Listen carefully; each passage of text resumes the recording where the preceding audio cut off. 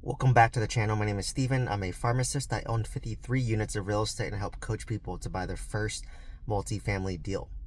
So today I want to talk about how I'm preparing to close on my 53rd unit. This is going to be my new construction burr. So it's a modified burr of one less R. So I'm buying it. There's no rehab because it's new construction. I'm going to rent it. And once it's rented, I'm going to refinance it. I'm going to pull out my money and then repeat this process. So this is kind of a lazy burr in a way because I'm removing the toughest part of the burr, which is the rehab, the renovation, which takes about 3 to 6 months.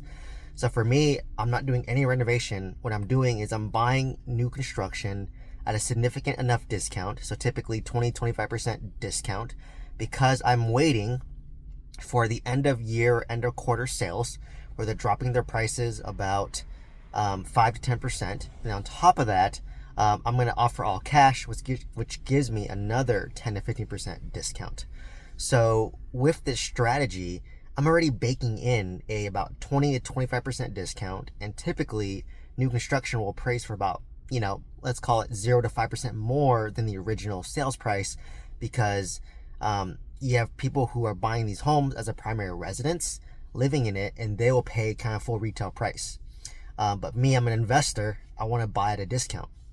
So what's nice about this strategy is that I don't have to deal with the headache of renovations and I can basically recycle my money faster. So your typical burr, the rehab part, takes you about 6 months, right? You got to buy it, you got to renovate it, you got to have holding cost, you have to get it rented out, engage a lender, and they take about 30 to 45 days to pull out your money. But with a new construction burr, I'm just buying at a discount. So all I have to do is just get this property rented out. So if it takes, let's say I close on the 15th and I have a lease signed 2 weeks later. So let's say early September, and I just can engage my debt service coverage ratio lender and use one that has no seasoning. So seasoning means how long do you own the property? Typical seasoning is 3 months, 6 months. But I have a lender that's willing to do no seasoning and they'll honor the ARV that I anticipate of about, original price was around 317. I think it's going to appraise around 320, 325, right? And I bought for 256. So if you take, basically 75% cash out of 320, I think the new loan's going to be roughly around 240. So I'm leaving about $16,000 in the deal. But despite a 7% interest rate, I do no renovations. I'm baking in about $60,000 of instant equity. I'm able to pull out most of my money minus 16K and get a deal where it cash flows like 150 a month.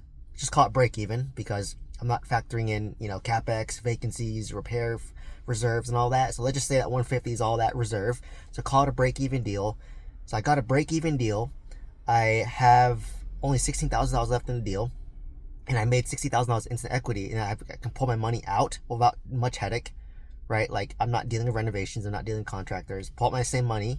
So I'll pull out my 240 and go buy another deal, right? Where I'm putting another $16,000 in. So if I can do that, I just would rinse and repeat that process over and over and over again.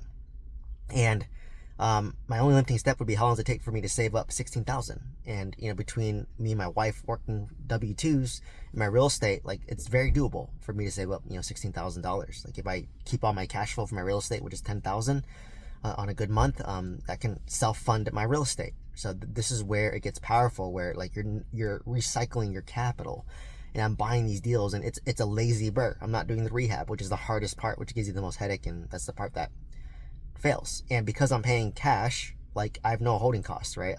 Literally, worst case, if I own this property, it takes 3 months to rent out. All I have to pay is property tax, which is $100 a month, insurance, which is $80 a month, and HOA, which is $20 a month or $30 a month. So $200 a month is my holding cost.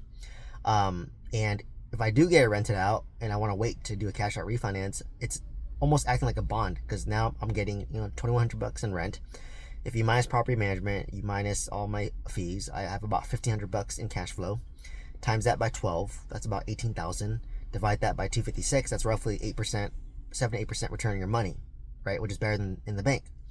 So to me, this is just very low risk, high reward, right? And then worst case, if I can't rent out for as much as I want, I just could leave more money in the deal, and we're okay doing that either way. So like either route, like we're fine. But obviously I want to pull up more capital so I can keep on buying more deals. And what's blowing to me is like, interest rates are higher.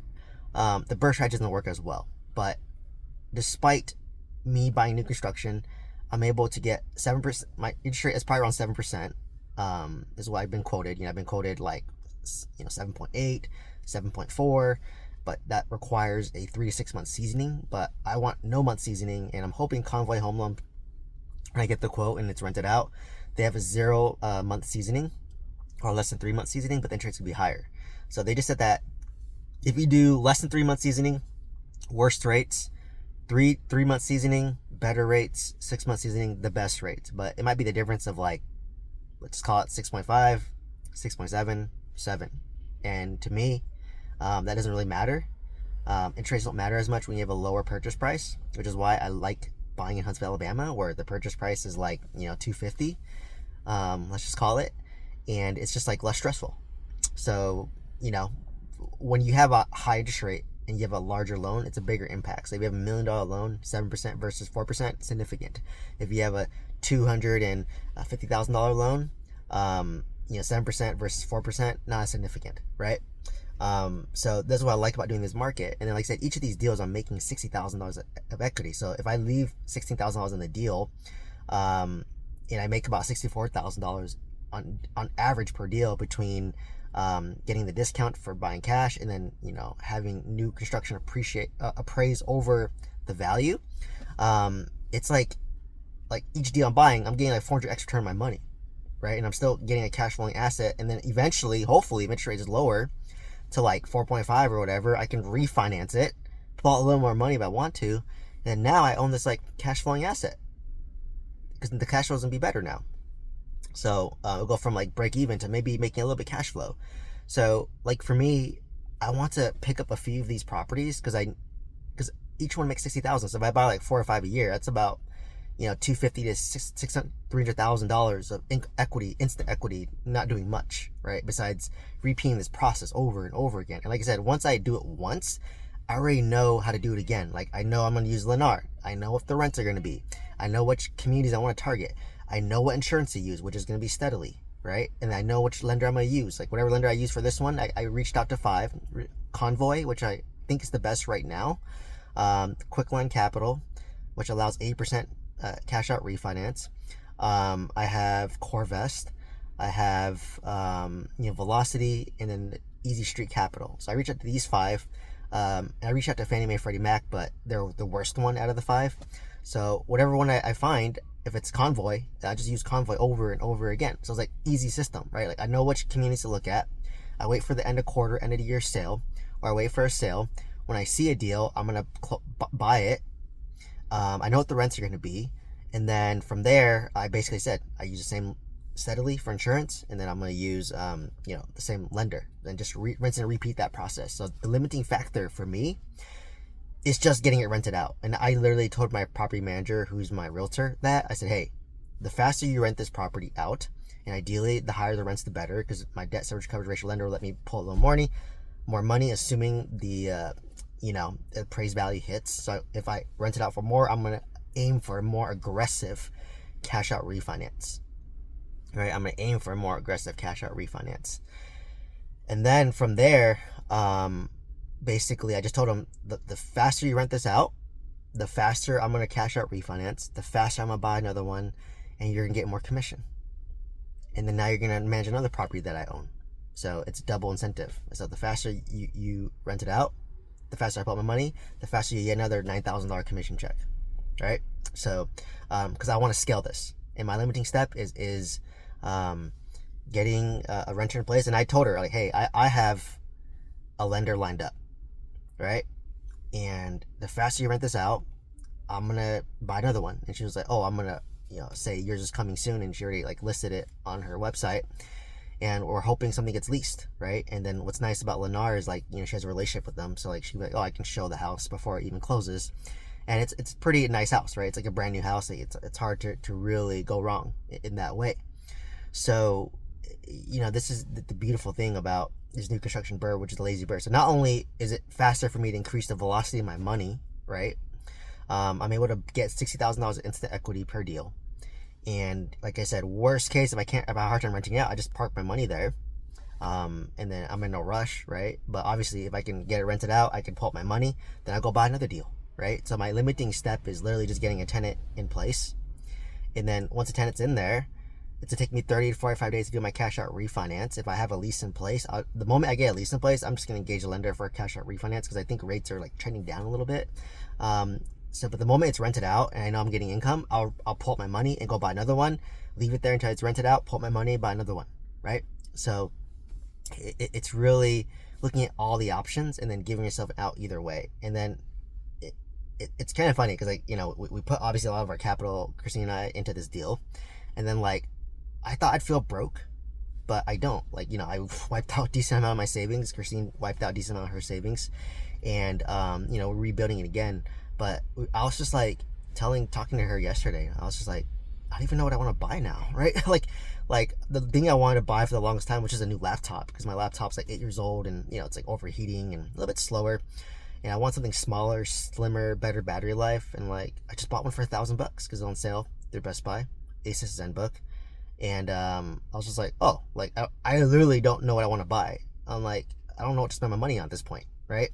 So I just said that let's just keep on stacking these properties while we're working, right? Because while we're working, we can afford to do this, right? But the moment we stop working, the moment we have kids, maybe we can't do this as aggressively. So I just said, I know I'm going to sell one of my single family homes to pay off my primary residence, which has about $600,000 into equity. And I'm making $60,000 of equity per deal using this new construction burr strategy that's lazy.